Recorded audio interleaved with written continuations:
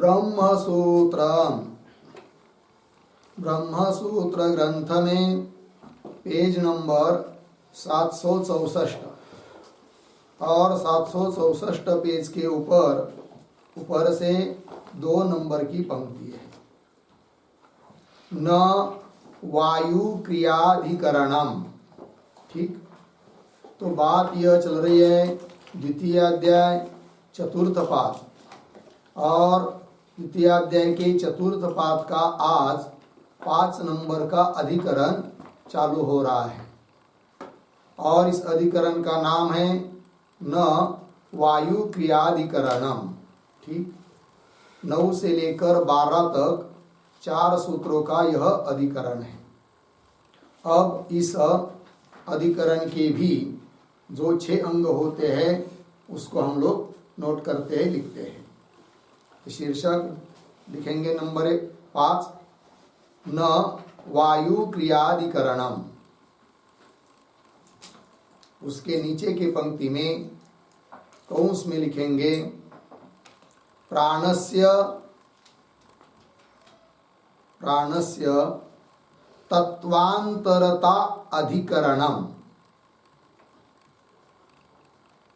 तत्वांतरता अधिकरणम, पूर्ण विराम कौंस बंद।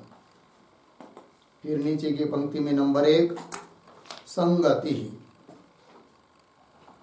बराबर पूर्वाधिकरणेन सह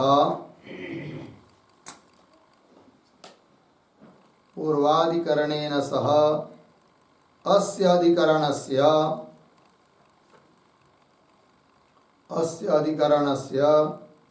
प्रसंग संगति ही अस्ति। प्रसंग संगति ही अस्ति, पूर्ण विराम। तथा ही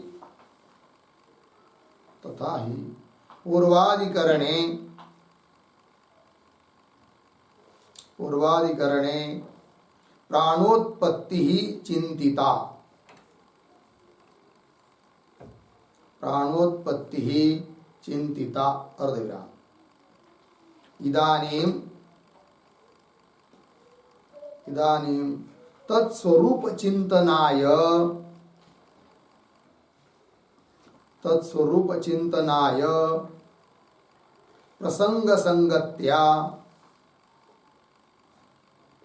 प्रसंग संगत्या इदम अधिकरणम आरभ्यते। इदम अधिकरणम आरभ्यते इति। ठीक है, देखो भाई अर्थ। न वायु क्रियाधिकरणम, यह अधिकरण है। क्या कहना इस अधिकरण में? तो कह रहे एक वाक्य में बता दिया कि प्राणस्य तत्वांतरता अधिकरणम। प्राण का स्वरूप क्या है? तो प्राण क्या है? तो वायु विशेष है, वायु का कार्य है, वायु प्राण नहीं है। तत्वांतरता, तत्वांतर मतलब वायु का कार्य विशेष है। कौन? प्राण। इस बात को बताने के लिए यह अधिकरण है। तो संगति बता रहे फिर पूर्व अधिकरण के साथ इस अधिकरण की प्रसंग संगति है। वो कैसे? तो कह रहे कि पीछे के अधिकरण में प्राण की उत्पत्ति का विचार किया कि प्राण उत्पन्न होता है, इस बात को बताया। अब प्रसंग आ गया उसके स्वरूप का बताने का, क्योंकि पहले उत्पत्ति होने के बाद जो उसको प्राप्त स्वरूप होता है वो क्या है, इस बात को भी बताना पड़ता है। अतः प्रसंग आ गया, इसलिए उसके स्वरूप का चिंतन करने के लिए प्रसंग संगति से इस अधिकरण का आरंभ हो रहा है। ठीक, आगे चलिए। नंबर 2 विषय बराबर मुख्य प्राणस्य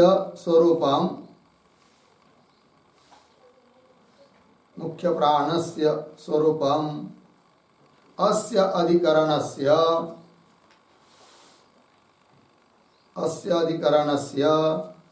विचार विषयः अस्ति। विचार विषयः अस्ति। ठीक, मुख्य प्राण का स्वरूप क्या है वो बताना ही इस अधिकरण का विचार विषय। मुख्य प्राण का मतलब होता है, पीछे इंद्रियों के लिए भी प्राण शब्द का प्रयोग किया था, तो इंद्रिया ये मुख्य प्राण नहीं है, इंद्रियों से भिन्न एक प्राण है जो मुख्य है। वो कौन है, उसका स्वरूप क्या है, इसी बात का विचार इस अधिकरण में करना है। ठीक है, आगे चलिए। नंबर 3, संशय बराबर मुख्य प्राण किम, मुख्य प्राण किम वायुः एव, वायुः एव उत इंद्रिय व्यापारः, उत इंद्रिय व्यापारः अथवा अथवा वायु विशेषः भवति, वायु विशेषः भवति इति संशयः, इति संशयः। ठीक, देखो भाई, तो मुख्य प्राण है कौन चीज, क्या वायु ही मुख्य प्राण है क्या, एक विकल्प। उत अथवा इंद्रियों का, सभी इंद्रियों का मिलकर कोई व्यापार विशेष मुख्य प्राण है क्या, ये दूसरा विकल्प हुआ। अथवा वायु नहीं है किंतु वायु विशेष, वायु का ही एक कोई कार्य विशेष, वायु का ही एक भाग मुख्य प्राण है क्या, इस प्रकार का 3 प्रकार का विकल्प हुआ है। ठीक है, उसमें से 2 विकल्प तो पूर्व पक्षी कहेगा, फिर सिद्धांती बताएंगे कि नहीं ये दोनों नहीं हो सकते। फिर है क्या, तो मुख्य प्राण का मतलब वायु विशेष है, वो बाद में सिद्धांती बताएंगे। तो चलिए फिर नंबर 4 पर आता है पूर्व पक्ष बराबर मुख्य प्राण, मुख्य प्राण वायु विशेषः, वायु विशेषः कौंस में लिखिए तत्वांतरम, तत्वांतरम कौंस बन न भवति, न भवति अर्धविराम, किंतु किंतु बाह्यवायुः एव, बाह्यवायुः एव मुख्यः प्राणः अस्ति, मुख्यः प्राणः अस्ति पूर्णविराम। वेणुरंध्रवत्, वेणुरंध्रवत् मुखछिद्रे, मुखछिद्रे प्रविश्य, प्रविश्य अवस्थितः, अवस्थितः बाह्यवायुः एव,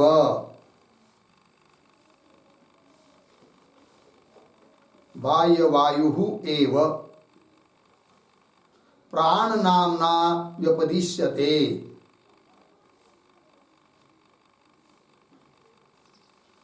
प्राणनाम्ना व्यपदिश्यते पूर्णविराम। न तु प्राणो नाम,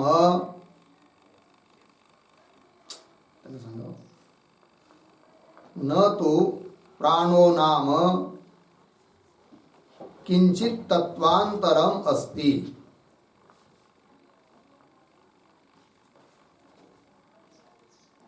किंचित तत्वांतरम अस्ति पूर्णविराम। कौंस में लिखिए कुतः, कुतः प्रश्न चिन्ह आगे की तरफ बांध देकर कौंस बंद, उद्धरण चिन्ह में यह प्राणो प्राणः स वायुः, यह प्राणः स वायुः उद्धरण चिन्ह बाद इति श्रुतेः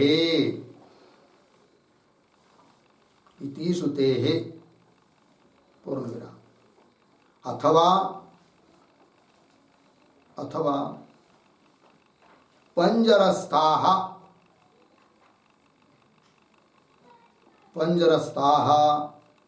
यथा बहवः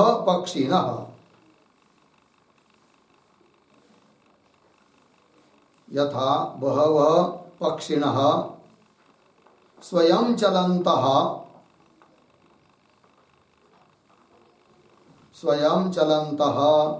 पंजरम अपि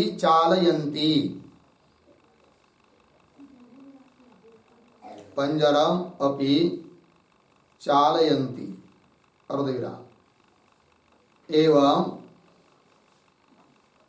एवं एकादशाक्षाणि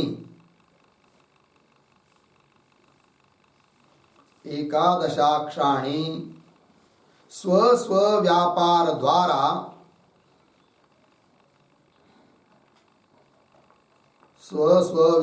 द्वारा देहं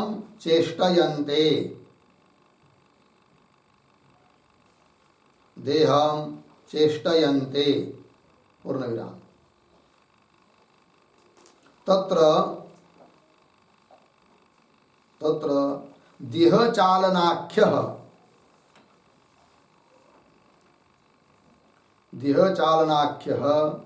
यः अयं सर्वेन्द्रिय साधारणः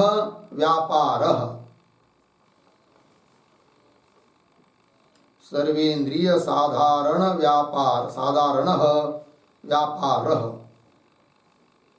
अर्धविराम सः प्राणः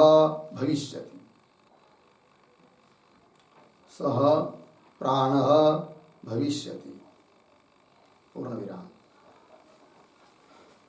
तथा च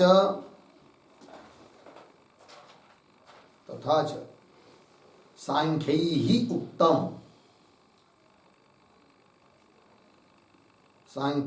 उक्तम आगे उद्धरण चिन्ह में सामान्यकरण वृत्तिः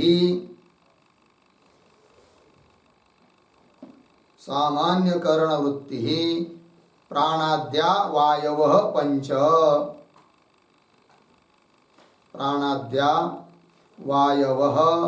पंच उद्धरण चिन्ह इति पूर्णविराम तस्मात् न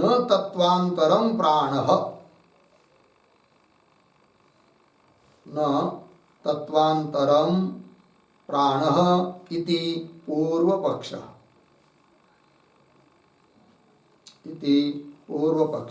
ठीक देखो भाई अर्थ तो पूर्व पक्षी कहता है कि जिस मुख्य प्राण का स्वरूप आप जानना चाहते हो वह उसका स्वरूप क्या है मुख्य प्राण का, तो वो बोल रहा है कि मुख्य प्राण कोई तत्वांतर नहीं है, मतलब कोई वायु विशेष नहीं है, अर्थात वायु से अतिरिक्त नहीं है, वायु का कोई कार्य भी ऐसा कुछ नहीं है। फिर है क्या मुख्य प्राण? तो वो कहता है किंतु बाह्य वायु एव मुख्य प्राण, जो बाह्य वायु है वही है क्या मुख्य प्राण। कैसे तो बता रहा है, वेणुरंध्रवत, वेणु बास या बांसुरी, उसमें क्या होते हैं छिद्र, और उसमें क्या होता है वायु, तो उसमें जैसा वायु होता है उस प्रकार वेणुरंध्रवत मुख छिद्रे प्रविश्य, मुख रूप छिद्र में बाहर का वायु जब प्रविष्ट होता है ना उसी को कहते प्राण। अतः बाह्य वायु से अतिरिक्त कोई प्राण नाम की वस्तु नहीं है, ये पूर्व पक्षी बोल रहा है। तो वेणुरंध्रवत मुख छिद्रे प्रविश्य, मुख छिद्र में प्रवेश को पाया हुआ प्रवेश करके अवस्थित स्थित जो बाह्य वायु वही है प्राण नामना, उसी को प्राण नाम से कहा जाता है, प्राण नामना व्यपदिश्यते। प्राण इस शब्द से उसका भी उपदेश किया जाता है बाह्य वायु के लिए ही, किंतु बाहर का वायु मतलब कौन सा, जो कि मुख छिद्र में प्रविष्ट हुआ है वह। न तो प्राणो नाम किंचित तत्वांतरम अस्ति, प्राण नाम का कोई अलग बाह्य वायु से भिन्न कोई उसका कार्य वगैरह तत्वांतर अन्य तत्व नहीं है। कुतः, क्यों, श्रुति भी बताती है। क्या बताती है श्रुति, यह प्राण स वायु, जो प्राण है वही वायु है। अर्ध वायु का और मुख्य प्राण का अभेद बता रही है श्रुति। तो यह प्राण स वायु इति श्रुते, एक बात यह हो गई पूर्व पक्षी की, है कि नहीं। अब अथवा करके दूसरा विकल्प बता रहे हैं जो कि सांख्याचार्यों ने माना है। तो क्या है वो पूर्व पक्षी की दूसरी बात, वो कह रहे उदाहरण देकर, यथा पंजरस्ताः अथवा पंजरस्ताः यथा बहवः पक्षिणः स्वयं चलंत पंजरम अपि चालयन्ति। ठीक है, कोई पिंजरा हो और पिंजरे में बहुत पक्षी हो, वो अपना अपना व्यापार तो करे रहे खाने पीने का, और अपना अपना व्यापार करते हुए भी सब मिलकर जब कुछ हिलने डुलने लगते हैं तो पिंजरा भी हिलता है। तो एक कोई पक्षी तो पिंजरे को हिला नहीं सकता है, सभी पक्षी मिलकर जब वो कुछ काम कर रहे हैं तो पिंजरा भी हिलता है, चलायमान होता है। तो पंजरस्ता यथा बहवः पक्षिणः स्वयं चलंत, स्वयं चलते हुए, पंजरम अपि चालयन्ति, पिंजरे को भी चलाते हैं, हिलाते हैं। ये दृष्टांत हुआ। एवं एकादशाक्षाणी, 11 इंद्रिय इस शरीर में विद्यमान है, 5 ज्ञानेन्द्रिय, 5 कर्मेंद्रिय और मन, 11 संख्या निश्चित कर चुके हैं। तो एवं एकादशाक्षाणी, 11 इंद्रिय क्या करते भाई, स्व स्व व्यापार द्वारा दिहम चेष्टयन्ते, अपना अपना व्यापार भी कर रहे। श्रोत्र सुन रहा है, चक्षु देख रहा है, अपना अपना व्यापार भी कर रहे, और अपना अपना व्यापार करते हुए भी सबके व्यापारों से सामुदायिक रूप से इस देह को भी चलाते हैं। वही प्राण है। सभी करणों का मिलकर जो व्यापार वही है प्राण। ये दूसरा विकल्प हुआ पूर्व पक्षी का। एवं एकादशाक्षाणी स्व स्व व्यापार द्वारा देहम चेष्टयन्ते, तत्र उनमें देह चालनाख्य यह अयम सर्वेंद्रिय साधारण व्यापार, उनमें देह चालनाख्य, देह को चलाना रूप जो सभी इंद्रियों का साधारण व्यापार है, सभी इंद्रियों का मिलकर व्यापार है, वही व्यापार रही प्राण है। स प्राण भविष्यति, वही प्राण होगा। ये दूसरा हुआ विकल्प। और इसी प्रकार सांख्यों ने माना है, प्रमाण दे रहे सांख्यों का। तथा च सांख्य उक्तम, सांख्यकारी का सामान्य कर्ण वृत्ति ही प्राणाद्या वायव पंच। सामान्य कर्ण वृत्ति, कर्ण इंद्रिया, इंद्रियों की जो सामान्य वृत्ति है, सभी का मिलकर जो सामान्य व्यापार है, वही प्राणादि 5 वायु है। ऐसा सांख्यों ने भी माना है। इति तस्मात्, इसलिए न तत्वांतरम प्राण, प्राण कोई विशेष तत्व नहीं है। है क्या, एक तो बाह्य वायु ही प्राण है, अथवा क्या सभी करणों का मिलकर होने वाला जो व्यापार वही है प्राण। ये 2 विकल्प रखे पूर्व पक्षी ने। ठीक है, चलिए फिर उसके बाद में आता है 5 नंबर पर सिद्धांत। तो लिखते हैं, वायु न मुख्य प्राण,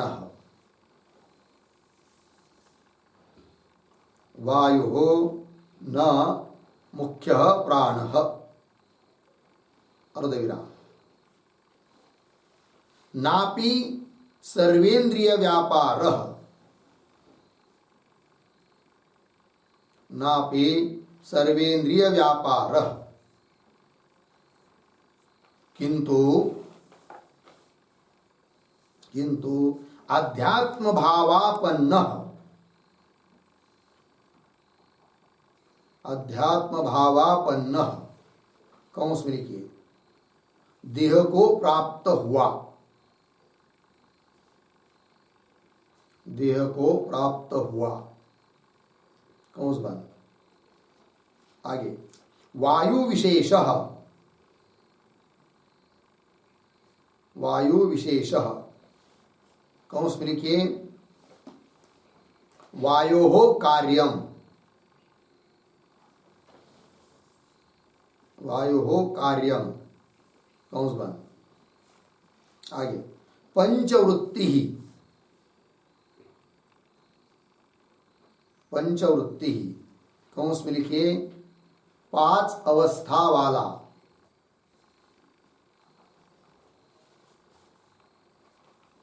5 अवस्था वाला कंस बंद। आगे प्राणः अस्ति, प्राणः अस्ति पूर्ण विराम। यतोहि, यतोहि उद्धरण चिन्ह में प्राणः एव, प्राणः एव ब्रह्मणः चतुर्थः पादः, ब्रह्मणः चतुर्थः पादः पूर्ण विराम। स वायुना ज्योतिषा, वायुना ज्योतिषा भाति च, भाति च तपति च, तपति च उद्धरण चिन्ह बंद। छांदोग्य 3:18-4, 3:18-4 हो गया। कंस में लिखिए उपासना के लिए, उपासना के लिए मन रूप ब्रह्म के, मन रूप ब्रह्म के वाक प्राण, वाक प्राण चक्षु श्रोत्र, चक्षु श्रोत्र 4 पाद कहे है, 4 पाद कहे है पूर्ण विराम। उसमें, उसमें वायु देवता के निमित्त से, वायु देवता के निमित्त से चौथा पाद, चौथा पाद प्राण, प्राण अभिव्यक्त होता है, अभिव्यक्त होता है और अपने व्यापार में प्रवृत्त होता है, और अपने व्यापार में प्रवृत्त होता है कंस बंद। आगे इति श्रुत्यंतरे, श्रुत्यंतरे चतुष्पाद ब्रह्मोपासन प्रसंगेन, चतुष्पाद ब्रह्मोपासन प्रसंगेन आध्यात्मिक प्राणस्य, आध्यात्मिक प्राणस्य आदिदैविक वायोः च, आदिदैविक वायोः च अनुग्राह्य अनुग्राहक रूपेण, अनुग्राह्य अनुग्राहक रूपेण भेदः, भेदः स्पष्टम एव, स्पष्टम एव निर्दिष्टः अस्ति, निर्दिष्टः अस्ति पूर्ण विराम। अतः, अतः उद्धरण चिन्ह में यह प्राणः स वायुः, यह प्राणः स वायु उद्धरण चिन्ह 1 इति एकत्व श्रुति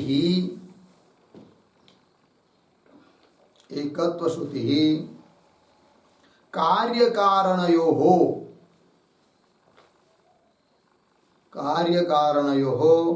अभेद वृत्त्या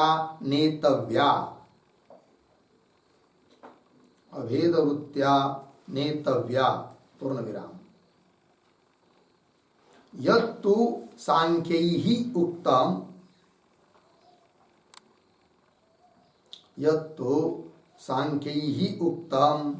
तद असत्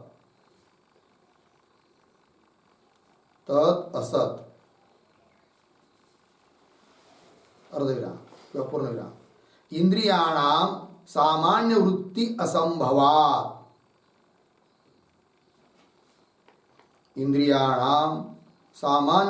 असंभवात्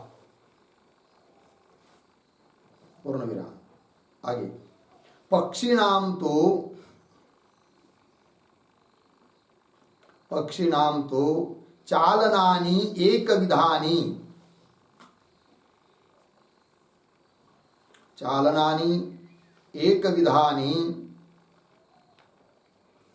पंजरचालनस्य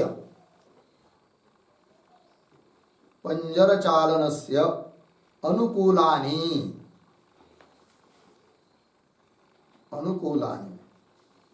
अर्धविराम। न तु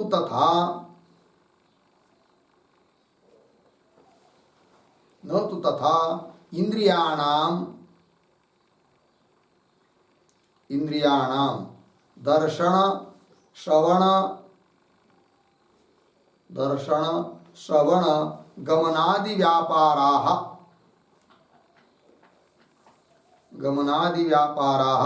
एकविधाः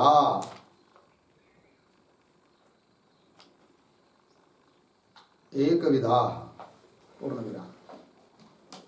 नापि देह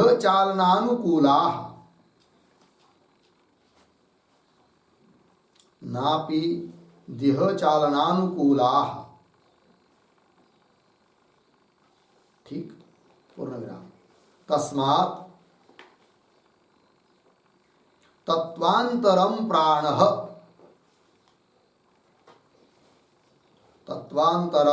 प्राणः इति परिशिष्यते।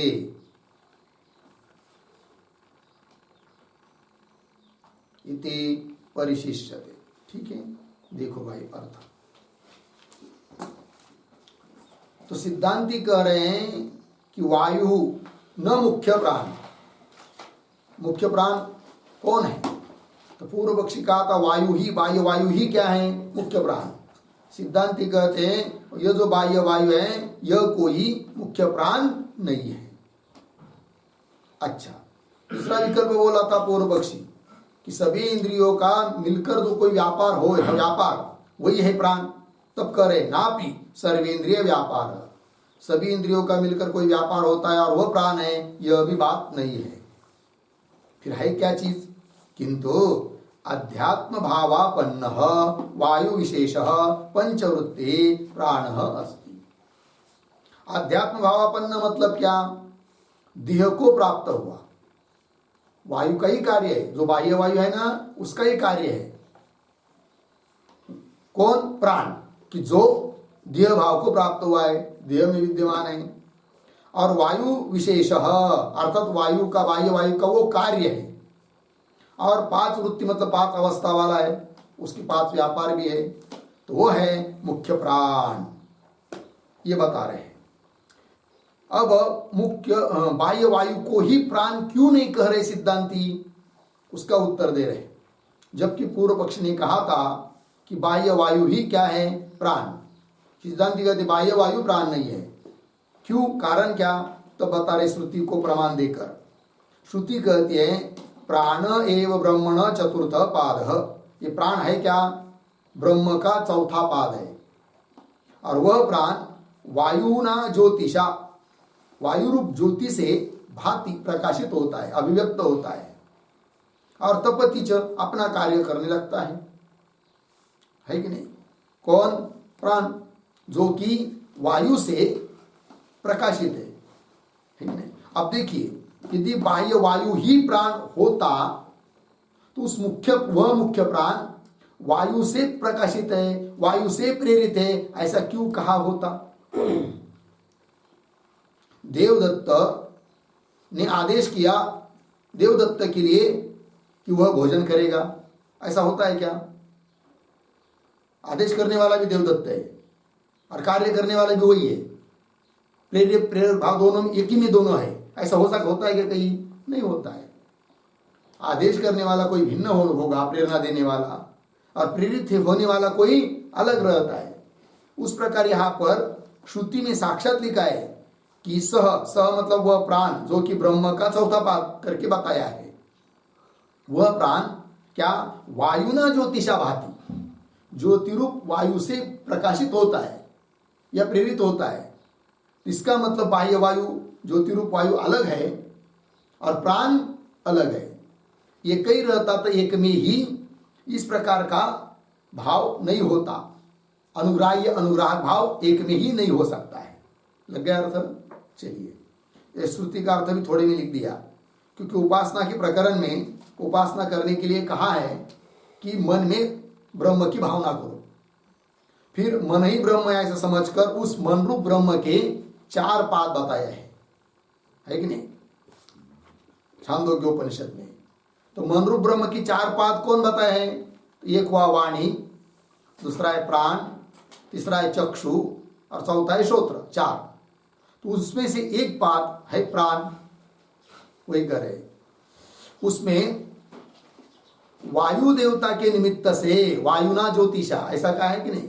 तो वायु रूप देवता के निमित्त से उन 4 पादों में से एक पाद, चौथा मतलब क्रम संख्या बताने तात्पर्य नहीं, उन 4 में एक जो प्राण है वह प्राण अभिव्यक्त होता है। किससे? वायु रूप देवता से, वायुना ज्योतिषा ऐसा लिखा है। ज्योतिरूप वायु से प्राण जो कि ब्रह्म का एक पाद है वह अभिव्यक्त होता है, ये कहा। तो अभिव्यक्त करने वाला मुख्य बाह्य वायु है कि नहीं? देवता रूप वायु है। और अभिव्यंग्य अभिव्यक्त होने वाला कौन है? प्राण है। एक में ही अभिव्यंग्य अभिव्यक्त भाव नहीं हो सकता है। अभिव्यंजक अभिव्यंग्य भाव एक में ही नहीं हो सकता है। और यहाँ पर अभिव्यंजक अभिव्यंग्य भाव बताया है, इसका मतलब 2 चीज अलग है। बाह्य वायु अलग चीज है और प्राण अलग चीज है। तो चौथा पाद प्राण अभिव्यक्त होता है। और तपति लिखा है, तपति का मतलब वह अपने व्यापार में प्रवृत्त होता है। कौन? प्राण। किससे? वायु रूप देवता से, ऐसा बताया है। आगे चलिए।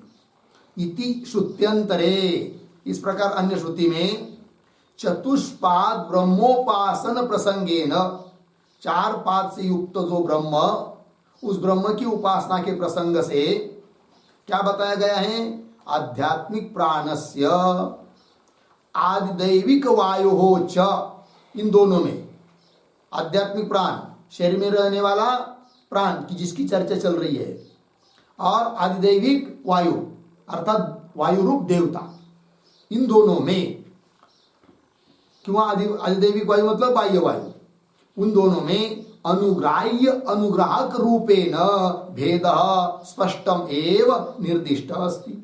अनुग्राह्य अनुग्राहक भाव है उसमें। एक अनुग्राहक है, अनुग्रह करने वाला देवता रूप वायु, और अनुग्राह्य अनुग्रहित होने वाला कौन? प्राण। उसी को दूसरे शब्द में कह दिया अभिव्यंग्य अभिव्यंजक भाव। अनुग्राह्य अनुग्राहक रूपेण भेद स्पष्टम एव निर्दिष्ट अस्ति, स्पष्ट रूप से दोनों का भेद बताया है। भेद स्पष्टम एव निर्दिष्ट अस्ति। अतः बाह्य वायु मुख्य प्राण नहीं है, ये बात सिद्ध हुई। फिर कदाचित पूर्व पक्षी बोलेगा यदि मुख्य प्राण जो है वह बाह्य वायु नहीं है तो श्रुति में यह क्यों बताया है कि यह प्राण स वायु, जो प्राण है वही क्या है? वायु है। ये क्यों? यह प्राण स वायु इति एकत्व श्रुति ही, जो ये दोनों में एक बताने वाली जो श्रुति है वह एकत्व श्रुति। कार्य कारणयो अभेद वृत्त्या नेतव्या। कार्य कारण का अभेद होता है, इस दृष्टि से वो एकत्व बताया है कि जो प्राण है वही वायु है, क्योंकि प्राण कार्य है और वायु कारण है और कार्य कारण का अभेद होता है, इसलिए अभेद बताया है, ये मतलब। किंतु उस श्रुति का यह तात्पर्य नहीं है। कौन श्रुति का? यह प्राण स वायु।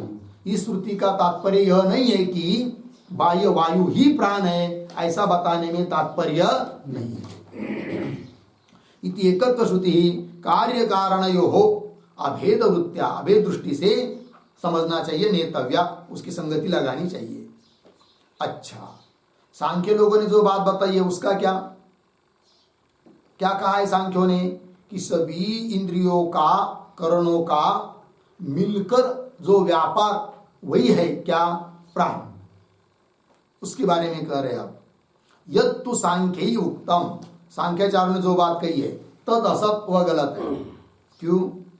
इंद्रियाणाम सामान्य वृत्ति असंभवात, सभी इंद्रियों की मिलकर कोई सामान्य संभूय मिलकर कोई वृत्ति, कोई व्यापार होता है, ऐसा संभव नहीं है। सभी इंद्रियों का अपना अपना व्यापार हो रहा है। कान सुन रहे हैं, चक्षु देख रहा है, वाणी बोल रही है, इस प्रकार से अपना अपना व्यापार हो रहा है। किंतु सभी इंद्रियां मिलकर कोई एक व्यापार करे, ऐसा संभव नहीं है, ये कह रहे। अतः सभी इंद्रियों का मिलकर कोई एक विशिष्ट व्यापार वही प्राण है, यह भी कहना ठीक नहीं। इंद्रियाणाम सामान्य वृत्ति असंभवात। अच्छा, जो पक्षी का दृष्टांत दिया था पूर्व पक्षी ने, उसका क्या? तो उसके बारे में बोल रहे, पक्षी नाम तु चालनानि, पक्षियों का चलना तो, पक्षियों का व्यापार तो कैसा है?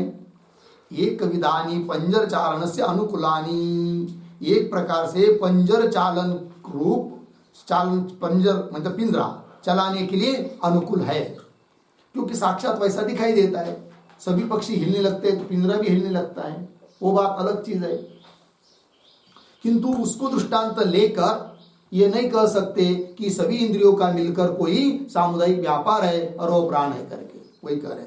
न तो तथा इंद्रियाणाम दर्शन श्रवण गमनादि व्यापार एक विधा, तथा इंद्रियाणाम, उस प्रकार उस दृष्टांत के अनुसार इंद्रियों का दर्शन श्रवण गमनादि व्यापार एक विधा न है कि नहीं? सभी इंद्रियों का अलग अलग व्यापार है। चक्षु का दर्शन व्यापार है, चक्षु श्रवण नहीं कर सकते। श्रोत्र का श्रवण करना व्यापार है, वो देख नहीं सकते, कोई एक दूसरे के साथ संबंध नहीं है। और सभी मिलकर कोई सामान्य व्यापार होता है, ऐसी भी बात नहीं है, वही कह रहे। तो देह चालना इंद्रियाणाम दर्शन श्रवण गमनादि व्यापार एक विधान, एक प्रकार से वो है नहीं है, अलग अलग प्रकार का व्यापार है सभी इंद्रियों का। नापि देह चालनानुकूला, और उनका व्यापार देह चालन के लिए अनुकूल भी नहीं है। तस्मात् तत्वांतरम प्राण इति परिशिष्यते, अतः तीन विकल्पों में से एक ही विकल्प बचता है। वो कौन सा? कि प्राण, मुख्य प्राण है वह तत्वांतर है। तत्वांतर है मतलब जैसे पृथ्वी से भिन्न जल है, तत्वांतर है, उस प्रकार वायु से अत्यंत ही भिन्न है कोई प्राण, ये भी बात नहीं। और बाह्य वायु ही प्राण है, ये भी बात नहीं। फिर तत्वांतर है मतलब क्या? वायु का ही, बाह्य वायु का ही कार्य विशेष है कौन? प्राण, ये उसका मतलब है। तस्मात् तत्वांतरम प्राण इति परिशेष्यते, ये परिशेष शेष रहता है, ये बात हो गई। आगे चलिए, अब नंबर 6, प्रयोजनम बराबर पूर्व पक्षे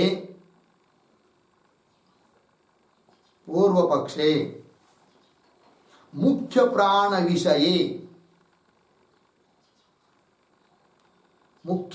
विषये श्रुति न्याययोः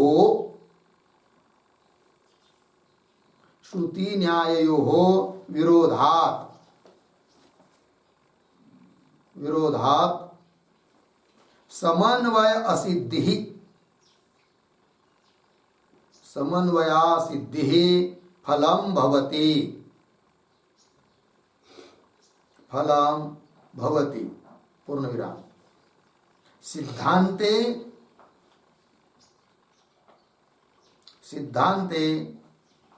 अविरोधात समन्वय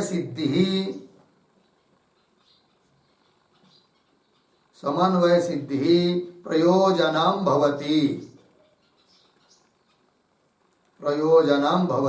पूर्ण विराम। इति उभयोः फलभेदः अस्ति। इति उभयोः फलभेदः अस्ति। ठीक, देखो भाई अर्थ। तो पूर्व पक्ष में क्या फल? तो मुख्य प्राण के बारे में श्रुति और न्याय में विरोध है। श्रुतियों में भी विरोध है। कोई श्रुति अभेद कहती है, कोई श्रुति भेद कहती है। यह प्राण है कि नहीं, सह वायु आया था ना, यह प्राण स वायु, ये श्रुति ने अभेद बताया है। और प्राण एव ब्रह्मण चतुर्थ पाद स वायुना ज्योतिषा भाति, श्रुति ने भेद बताया है। तो कोई श्रुति भेद बता रही है, कोई श्रुति अभेद बता रही है। उसी प्रकार युक्ति से भी होता है, तो परस्पर विरोध है। तो श्रुति न्यायो विरोधात समन्वय की असिद्धि ये फल है पूर्व पक्षी के लिए। और सिद्धांत में कोई श्रुतियों में विरोध नहीं है, अविरोधात। कैसा नहीं है विरोध, वो बताएंगे अभी भाष्य में। अविरोधात, और ऊपर बताया ना कि यह प्राण स वायु आभेद श्रुति का तात्पर्य बताया कार्य कारण को लेकर, है कि नहीं। और जो भेद बता रही है वो श्रुति, वो कार्य कारण दृष्टि से भेद है, इस बात को बता रही है। अतः कोई विरोध नहीं है परस्पर। देखिए भाई, तो सिद्धांत अविरोधात समन्वय सिद्धि ही प्रयोजनम भवति। ब्रह्म में सबका समन्वय है, इस प्रयोजन की सिद्धि होती है। इति उभयोः फल भेद, इस प्रकार दोनों में फलों का भेद है। हो गया। चलिए भाई आगे। अब हर एक अधिकरण के लिए अधिकरण का सार बताने वाले वैयासिक न्यायमालाकार के जो 2 श्लोक होते हैं उसका विचार करते हैं, फिर उसके बाद भाष्य पर जाएंगे। तो चलिए श्लोक का उच्चारण। वायुर्वाक्ष क्रियावान्यो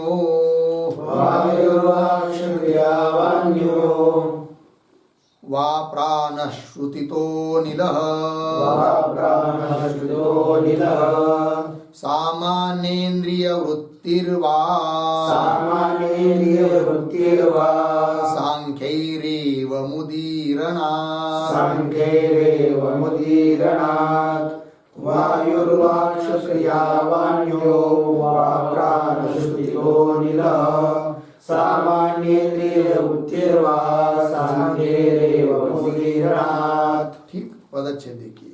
वायु वा अक्षक्रिया वा अन्यः वा प्राणः श्रुतितः अनिलः सामान्येन्द्रिय वृत्तिः वा सांख्यैः एवं उदीरणात्।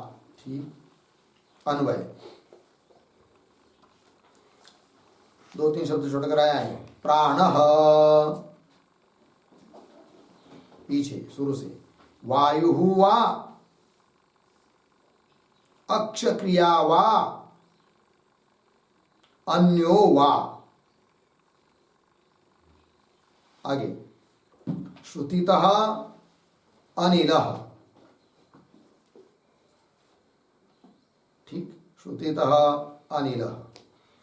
फिर आगे जाएंगे उत्तरार्ध में, वा बीच में आया है ना, वा, फिर उसके पीछे सामान्य इंद्रिय वृत्ति ही, आगे सांख्यैहि एवं उदीरणात्, सांख्यैहि एवं उदीरणात्। हो गया। अर्थ देखो भाई, तो प्राणः, प्राण मतलब मुख्य प्राण, वो कौन है? 3 विकल्प। वायु हुआ, वायु ही प्राण है क्या? एक बात। अक्ष क्रिया वा, अर्थात इंद्रियों की होने वाली कोई सामुदायिक क्रिया वो है क्या? मुख्य प्राण। दूसरा विकल्प, अक्ष मतलब इंद्रिया, अक्ष क्रिया हुआ। क्यों? तीसरा, अन्यो वा, या दोनों से कोई भिन्न नहीं है मुख्य प्राण, तीसरा विकल्प। तब पूर्व पक्षी बोल रहा है श्रुतितः अनिल, श्रुति के आधार पर हम कहते हैं कि बाह्य वायु ही प्राण है। कौन कह रहा है? पूर्व पक्षी। श्रुतितः अनिल व अथवा क्या करेंगे? सामान्य इंद्रिय वृत्ति, इंद्रियों की सामान्य वृत्ति मिलकर कोई सामुदायिक व्यापार इंद्रियों का, वही है प्राण, ऐसा मानेंगे। इन दो में से हम कोई मान सकते हैं, ये कह रहा है पूर्व पक्षी। तो बोलेंगे इंद्रियों की सामान्य वृत्ति को, सामान्य व्यापार को प्राण बोल रहे हो, ऐसा किसी ने कहा है? तब कह रहा है सांख्य ही एवं उदीरणा, सांख्याचार्यों ने, सांख्य शास्त्रकारों ने इस प्रकार से बताया है, अतः वो भी हम मान सकते हैं। किंतु मुख्य प्राण कोई अलग तत्व है, बाह्य वायु से भिन्न है और इंद्रियों के व्यापार से भिन्न है, ऐसा हम मानते नहीं। कौन कह रहा है? पूर्व पक्षी। ठीक, चलिए भाई, तो इस श्लोक में पूर्वार्ध में एक बात आई है, श्रुतितः अनिल। श्रुति के बल पर हम, अनिल मतलब वायु, वायु कोई मुख्य प्राण बोलते हैं, बोला है पूर्व पक्षी। तो कौन श्रुति है वो? तो लोग एक वाक्य लिख लीजिए उस पर, नोट, टिप्पणी, उद्धरण चिन्ह में, यह प्राण स वायु हो, यह प्राण स वायु, उद्धरण चिन्हवान, बृहदारण्यक 3:1-5, 3:1-5, इति श्रुतितः अनिलः बराबर वायु एव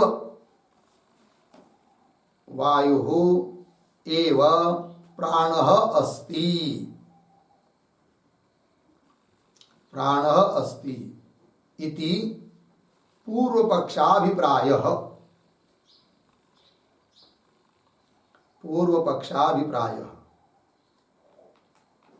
ठीक, देखो भैया, यह प्राण स वायु, जो प्राण है वही वायु है।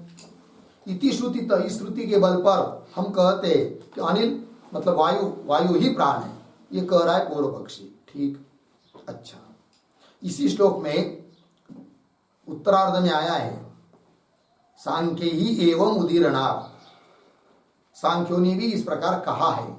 क्या कहा है, कैसा कहा है, उस पर भी एक टिप्पणी लिखते हैं। तो लिखेंगे उद्धरण चिन्ह में, सामान्य करण वृत्ति ही, सामान्य करण वृत्ति ही प्राणाद्या वायवः पंच, प्राणाद्या वायवः पंच, उद्धरण चिन्हवान, सांख्य कारिका है, नंबर बाद में खोज लीजिए। आगे, इत्यत्र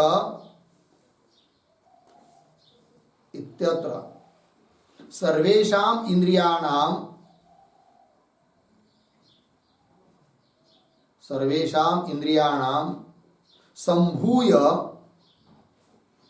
संभूय सामान्य व्यापारः प्राणः अस्ति,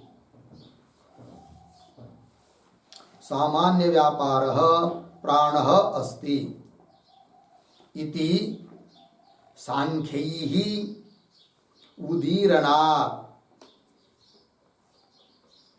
उदीरणात् बराबर कथितात् या प्रतिपाद्यत्वात् इति हो गया। अर्थ देखो भाई, तो सांख्य लोगों ने कहा है, क्या कहा है, कहा है, तब कह रहे सामान्य करण वृत्ति प्राणाद्या वायव पंच, सामान्य करण वृत्ति अर्थात करणों की जो, इंद्रियों की जो सामान्य वृत्ति, सामान्य व्यापार, अपना अपना अलग अलग व्यापार है, ये है, किंतु सभी इंद्रियों का मिलकर जो एक संभूय व्यापार है, वही प्राणादि 5 वायु है, 5 प्राण है। ठीक है ना, प्राण अपान समान उदान व्यान, प्राणाद्या वायव पंच। इत्यत्र यहाँ पर सर्वेशाम इंद्रियाणाम संभूय, सभी इंद्रियों को मिलकर सामान्य व्यापार ही प्राण है, ऐसा सांख्याचार्यों ने बताया है। अतः वो भी बात हम मान सकते हैं। ये कह रहा है पूर्व पक्षी। हो गया पूर्व पक्षी की बात। अब आगे चलिए दूसरा श्लोक सिद्धांतियों का। भाति प्राणो वायुनेति, भाति प्राणो वायुनेति, भेदोक्तेरेकता श्रुतिः, भेदोक्तेरेकता श्रुतिः, वायुजत्वेन सामान्य, वायुजत्वेन सामान्य, वृत्तिर्नाक्षेष्वतोऽन्यता, वृत्तिर्नाक्षेष्वतोऽन्यता।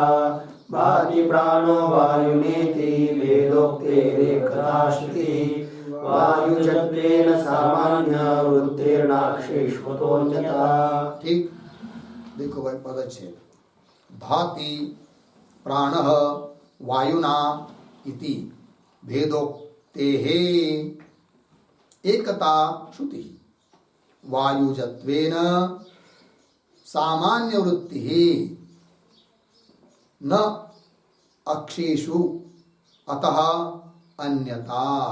ठीक है, अन्वय कर लेंगे। एक शब्द छोड़कर आया है, प्राणः वायुना, फिर पीछे भाति, प्राणः वायुना भाति, आगे इति भेदोक्तेः, भेदोक्तेः अर्धविराम, फिर एक शब्द छोड़कर वायुजत्वेन, पीछे एकता श्रुति, वायुजत्वेन एकता श्रुति। हो गया। फिर आगे जाएंगे, अक्षेषु, अक्षेषु पीछे सामान्य वृत्ति न, सामान्य वृत्ति न, फिर अंतिम में अतः अन्यता, अतः अन्यता। देखो भाई अर्थ, तो प्राण वायुना भाति इति भेदोक्ते है। तो प्राण वायुना भाति श्रुति है। इस श्रुति में दोनों का भेद बताया है। दोनों का, किन दोनों का? मुख्य प्राण और वायु, इन दोनों का क्या बताया है? भेद बताया है। तो भेदोक्ते है हेतु हुआ पंचम्यंत। भेदोक्ति होने से क्या जी? अंतिम पद है अन्यता, अर्थात प्राण नाम की कोई अलग ही चीज है कि नहीं? और बोलेंगे भाई दोनों की एकता भी तो बताई है श्रुति ने, प्राण और वायु, वायु की, उसका क्या? तब कह रहे, उसका उत्तर दे रहे, वायु जत्वेन एकता श्रुति है। वो मुख्य प्राण वायु से उत्पन्न होता है, वायु का कार्य है और कार्य कारण का अभेद होता है। इस दृष्टि से वो श्रुति है कौन सी? एकता बताने वाली श्रुति, वायुजत्वेन एकता श्रुति। ठीक है, अच्छा। और सांख्याचार्यों ने जैसा बताया उसमें क्या? तब कह रहे अक्षेषु सामान्य वृत्ति ही न, अक्षेषु इंद्रियेषु, इंद्रियों में सामान्य वृत्ति, अर्थात सामान्य वृत्ति मतलब सभी इंद्रियों की सभी इंद्रियों को मिलकर कोई वृत्ति अर्थात कोई व्यापार होता है, ऐसा है ही नहीं कि जिसको प्राण कह सके। ठीक है ना, वही कह रहे क्या? अक्षेषो सामान्य वृत्ति न। अच्छा, इसका मतलब सभी इंद्रियों को मिलकर कोई व्यापार है वो प्राण, ये भी बात नहीं। अच्छा, और बाह्य वायु ही प्राण है यह भी बात नहीं, क्योंकि बताया ना भेदोक्ते, भेद बताया है दोनों का। फिर है कौन प्राण? तब कह रहे अंतिम में अतः अन्यता, अतः इसलिए प्राण नाम की वस्तु को ही अलग ही है, जो कि वायु का कार्य है, यह मतलब है। ठीक है, ये जो श्लोक है इसमें पूर्वार्ध में बात आई है क्या? भेदोक्ते है ऐसा आया है, प्राण वायुना भाति भेदोक्ते। भेदोक्ते इस पर एक टिप्पणी लिखते हैं, लिखेंगे उद्धरण चिन्ह में, प्राण एव, प्राण एव ब्रह्मणः चतुर्थः पादः, ब्रह्मणः चतुर्थः पादः पूर्णविराम। स वायुना ज्योतिषा, सह वायुना ज्योतिषा भाति च तपति च,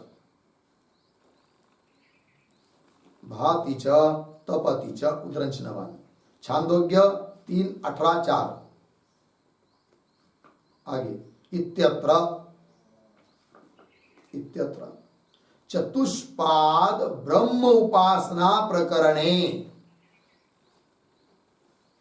चतुष्पाद ब्रह्म उपासना प्रकरणे आध्यात्मिक वायु प्राणः, आध्यात्मिक वायु प्राणः तथा तथा आदिदैवक वायु, आदिदैविक वायु एतयोः, एतयोः अनुग्राह्य अनुग्राहक रूपेण,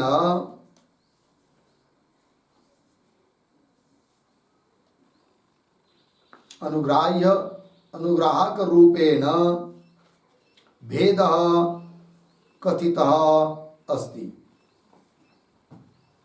भेदः कथितः अस्ति पूर्णविराम। अतः अतः बाह्य वायुः, बाह्य वायुः न प्राणः, न प्राणः अर्धविराम, किंतु वायुजन्यः, वायुजन्य बराबर वायु विकारः, वायु विकारः देहं प्राप्तः, देहं प्राप्त पंचावस्थः, पंचावस्थः प्राणः अस्ति इत्यर्थः, प्राणः अस्ति इत्यर्थः। ठीक, देखो भाई अर्थ। तो प्राण एवं ब्रह्मण चतुर्थ पाद, प्राण ही ब्रह्म का चौथा पाद है और वह वायु के द्वारा, ज्योतिरूप वायु के द्वारा भाति प्रेरित है या प्रकाशित है, तपति च और अपना कार्य करता है। इत्यत्र चतुष्पाद उपासना ब्रह्म उपासना प्रकरण है, चतुष्पाद ब्रह्म की उपासना प्रकरण में क्या कहा है? आध्यात्मिक वायु प्राण तथा आध्यात्मिक अधिदैविक वायु, आध्यात्मिक वायु जिसको प्राण कहते हैं और अधिदैविक वायु बाह्य वायु, ये तयो दोनों में अनुग्राह्य अनुग्राहक रूपेण भेद कथित अस्ति। एक अनुग्राह्य एक अनुग्राहक है, तो अनुग्राह्य अनुग्राहक रूप से दोनों का भेद बताया है। अतः क्या बाह्य वायु न प्राण, बाह्य वायु प्राण नहीं हो सकता, बाह्य वायु न प्राण, किंतु फिर कौन? वायुजन्य अर्थात वायु का कार्य, वायु का विकार और देह को प्राप्त हुआ ऐसा जो 5 अवस्था वाला वो है प्राण, ये उसका मतलब है। ठीक, चलिए भाई, तो सिद्धांतियों ने अपनी बात बता दी, आगे चलते हैं।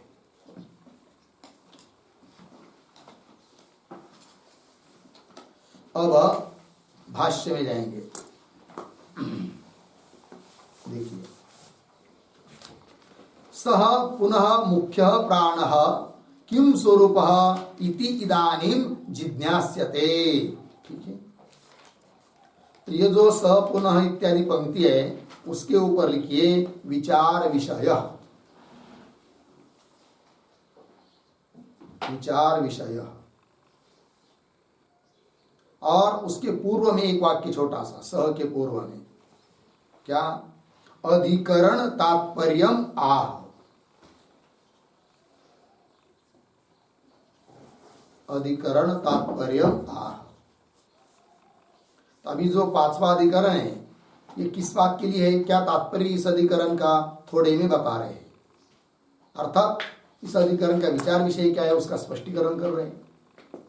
पंक्ति देखिए, सह पुनः मुख्य प्राण, वह जो मुख्य प्राण है वह है कि नहीं, वह जिसकी उत्पत्ति पीछे के अधिकरण में बताई थी, ऐसा जो मुख्य प्राण है वह किम स्वरूप, उसका स्वरूप क्या है, इति यह बात, इदानीम अब, जिज्ञास्यते, जिज्ञास्यते का अर्थ लिखिए विचार्यते, उस मुख्य प्राण का स्वरूप क्या है, इस बात का अब विचार किया जा रहा है। ठीक है, चलिए आइए। तत्र प्राप्तम तावत, ये जो पंक्ति है ना, तत्र प्राप्तम इत्यादि, उसके ऊपर लिखिए पूर्व पक्ष,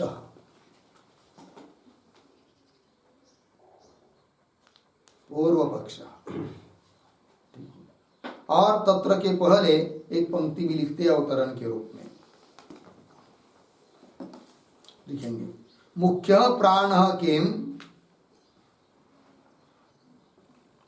मुख्य प्राण किम वायुमात्रम, वायुमात्रम उत,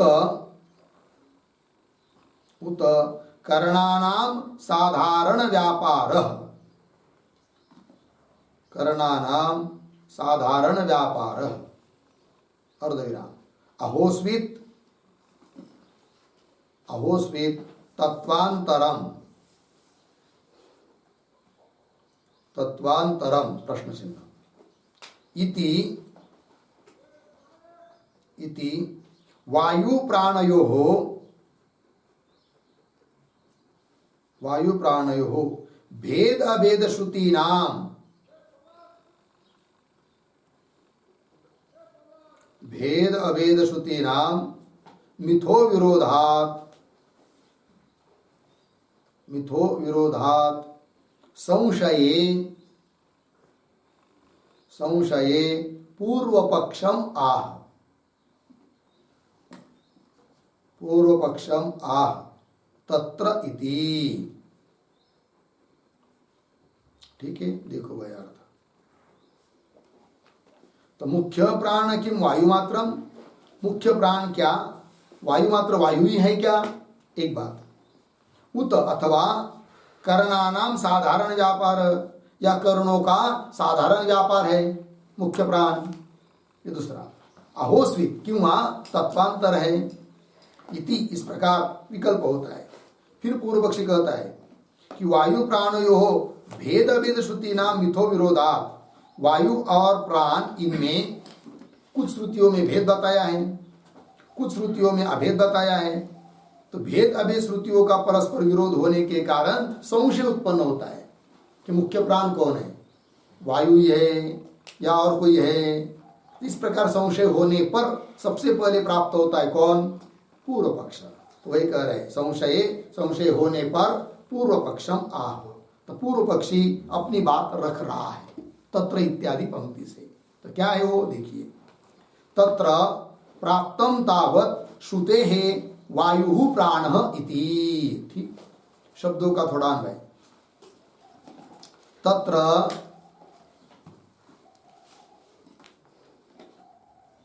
मिल गया ना, तत्र उसके बाद श्रुते है, दो शब्द छोड़कर, श्रुते है पीछे, तावत और पीछे प्राप्तम, आगे प्राणः वायुः इति।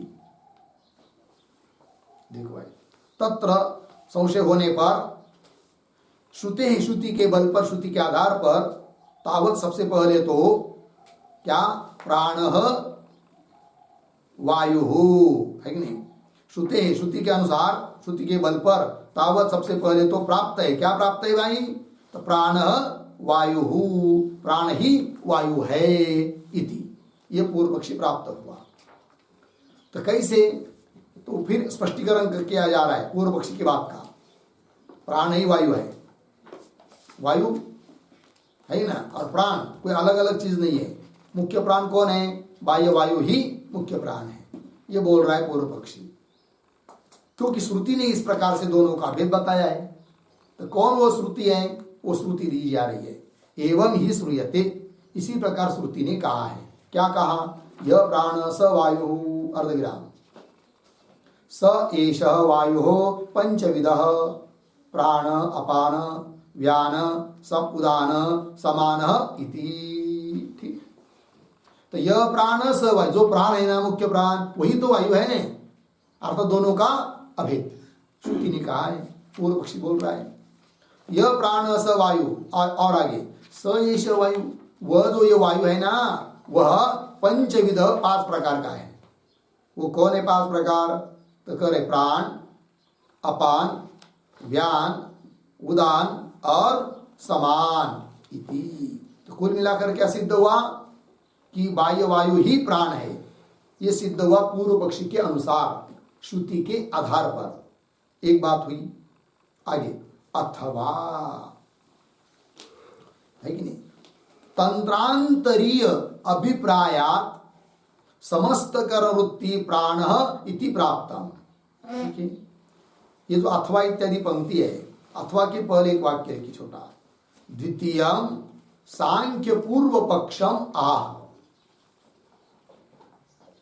द्वितीयम सांख्य पूर्व पक्षम आह अथवा इति। ठीक है, देखो भाई, तो ये पूर्व पक्षी की एक बात तो हो गई।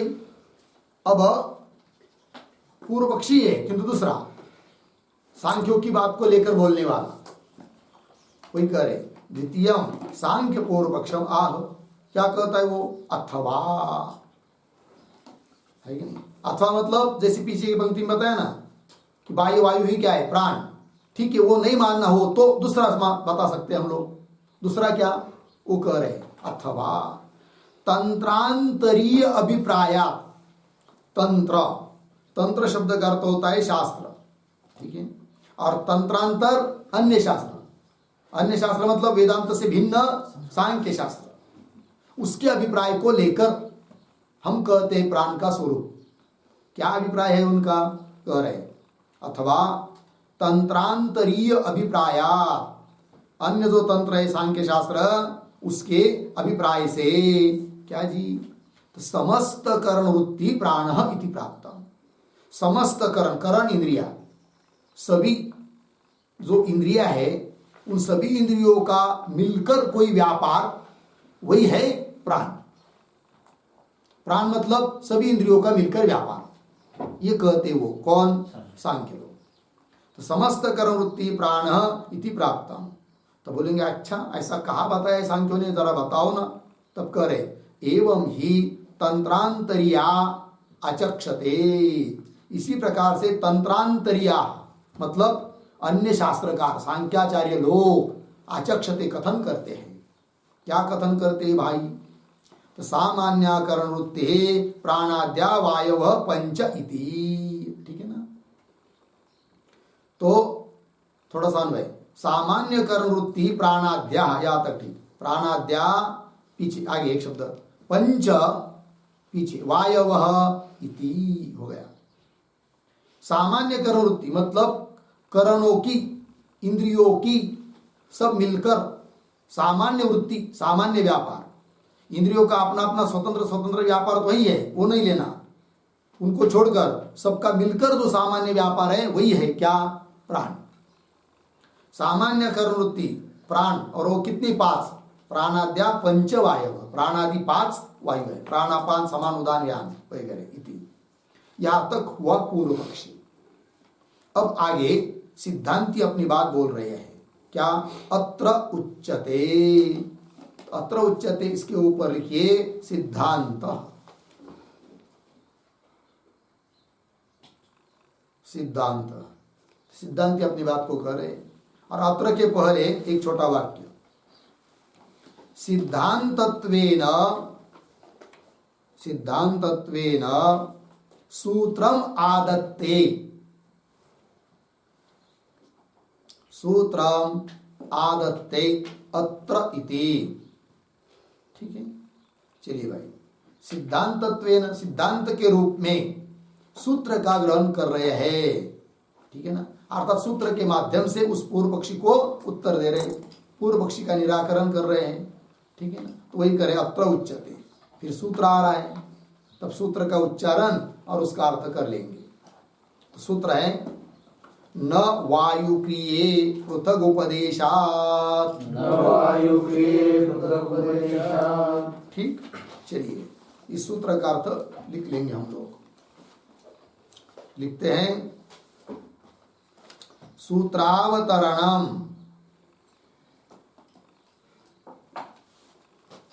सूत्रावतरणम बराबर आगे इंद्रियाणि विचार्य, इंद्रियाणि विचार्य तद्व्यापारात्, तद्व्यापारात् प्राणम पृथक् कर्तुम, प्राणम पृथक् कर्तुम उत्पत्ति अतिदिष्टा, उत्पत्ति अतिदिष्टा पूर्ण विराम कौंस में लिखिए। इंद्रियों के व्यापार से, इंद्रियों के व्यापार से प्राण को अलग करने के लिए, प्राण को अलग करने के लिए प्राण की उत्पत्ति का, प्राण की उत्पत्ति का अतिदेश किया है, अतिदेश किया है। पीछे के अधिकरण में अतिदेश किया है, कौंस बंद पूर्ण विराम आगे। संप्रति, संप्रति उत्पन्न प्राण स्वरूपम, उत्पन्न प्राण स्वरूपम पृथक् करोति, पृथक् करोति कौंस में लिखिए। अब उत्पन्न हुए प्राण के स्वरूप का, अब उत्पन्न हुए प्राण के स्वरूप का पृथक्करण करते हैं, पृथक्करण करते हैं कौंस बंद पूर्ण विराम। न वायु इति, न वायु इति। फिर नीचे की पंक्ति में सूत्रम, सूत्र है न वायु क्रिये पृथक उपदेशात् 2, 4, 9 पदच्छेद कुछ नहीं, न वायु क्रिये पृथक उपदेशात्। फिर आगे चलिए नीचे पदार्थोक्ति, प्रतीक न वायु क्रिये, न वायु क्रिये बराबर मुख्य प्राण, मुख्य प्राण न वायु, न वायु अर्धविराम आगे। नापि क्रिया, प्रतीक नापि क्रिया, नापि क्रिया बराबर मुख्य प्राण, मुख्य प्राण इंद्रिय व्यापार अपि न, इंद्रिय व्यापार अपि न पूर्ण विराम आगे। किंतु, किंतु वायु विशेष एव, वायु विशेष एव मुख्य प्राण अस्ति,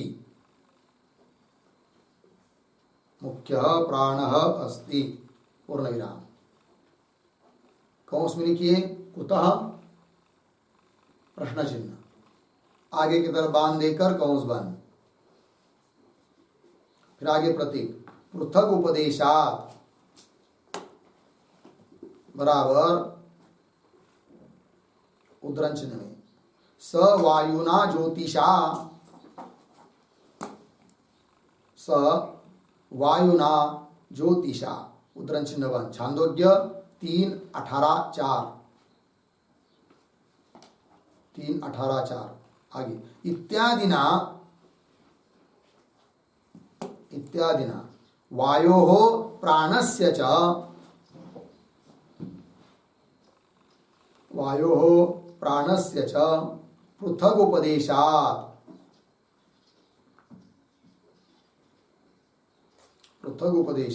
अर्धविराम तथा पुनः उदाहरण चिन्ह में एतस्मात् जायते प्राणः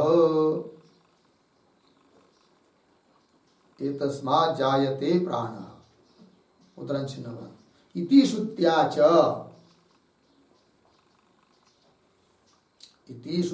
च इंद्रियेभ्यः पृथक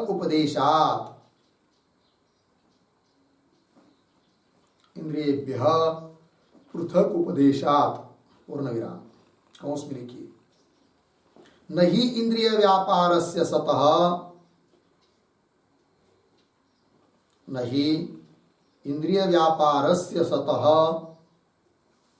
इंद्रियेभ्यः पृथक उपदेशः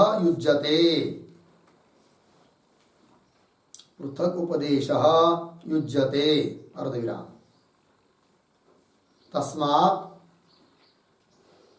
तस्मात् वायु विशेषः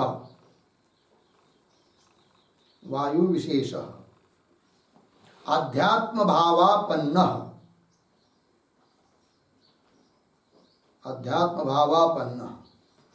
पंचवृत्तिः प्राणः भवति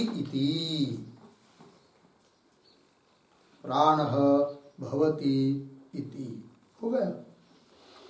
देखो भाई अर्थ सूत्रावतरण में लिख रहे हैं कि इंद्रियाणि विचार्य, पीछे इंद्रियों का विचार किया, फिर तद व्यापारात प्राणम पृथक कर्तुम, उस इंद्रियों के व्यापार से प्राण अलग चीज है, इस बात को बताने के लिए उत्पत्ति अतिदिष्टा, उस प्राण की उत्पत्ति भी बता दी है। वही लिख रहे इंद्रियों के व्यापार से प्राण को अलग करने के लिए प्राण की उत्पत्ति का अतिदेश किया, अतिदिष्टा मतलब अतिदेश किया। अब क्या करना है वो कर रहे संप्रति उत्पन्न प्राण स्वरूपम पृथक करोति, है कि नहीं। अर्थात अब उत्पन्न हुआ जो प्राण है उस प्राण के स्वरूप को अलग करके दिखा रहे हैं। वो प्राण का स्वरूप क्या है करके सूत्र के माध्यम से। तब सूत्र आया न वायु क्रिये पृथक उपदेशात्, पदार्थोक्ति में लिख रहे हैं न वायु क्रिये, न वायु न क्रिये, ऐसा अलग अलग है। वायु मतलब मुख्य प्राण नहीं, और क्रिया मतलब सभी इंद्रियों का व्यापार, वो भी मुख्य प्राण नहीं। क्यों? हेतु दोनों के लिए एक, पृथक उपदेशात्। देखिए एक एक बात, न वायु क्रिया इसका अर्थ कर रहे मुख्य प्राण न वायु, मुख्य प्राण वायु है ये बात नहीं, नापि क्रिया मतलब मुख्य प्राण इंद्रियों का व्यापार है यह बात भी नहीं। फिर है क्या? किंतु वायु विशेष है, वायु का कार्य है, वायु विशेष एव मुख्य प्राण अस्ति। कुतः? क्यों? इसलिए कि पृथक उपदेश, अलग अलग बताया दोनों को, वायु को और प्राण को, अतः दोनों एक नहीं हो सकते। बोलेंगे कहा बताया है भिन्न भिन्न, तब करे स वायुना ज्योतिषा, छांदोग्य 3:18-4 में इत्यादि ना वायो हो प्राणस्य च, वायु और प्राण इन दोनों का पृथक उपदेश है, अलग अलग उपदेश है, कथन है। दूसरी बात, तथा एतस्मात् जायते प्राण, इस श्रुति ने क्या बताया? इस परमात्मा से प्राण की उत्पत्ति होती है, मन की इंद्रिय की भी उत्पत्ति होती है, तो अलग से प्राण का उल्लेख है।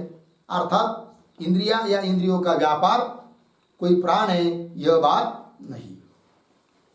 एतस्मात् जायते प्राण इति श्रुत्या च इंद्रियेभ्यः पृथक उपदेशात्, इंद्रियों से पृथक उपदेश किया है प्राणों का। ठीक, अच्छा, यदि इंद्रिय का व्यापार रहता कौन?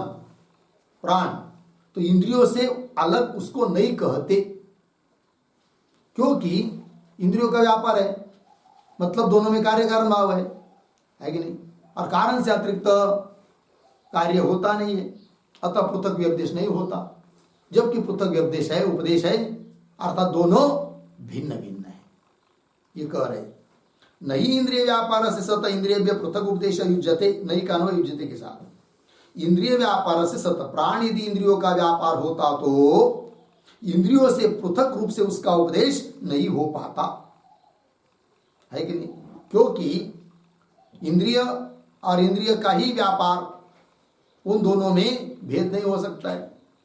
कार्य कारण में वास्तविक भेद नहीं होता है, अतः पृथक व्यपदेश नहीं होता।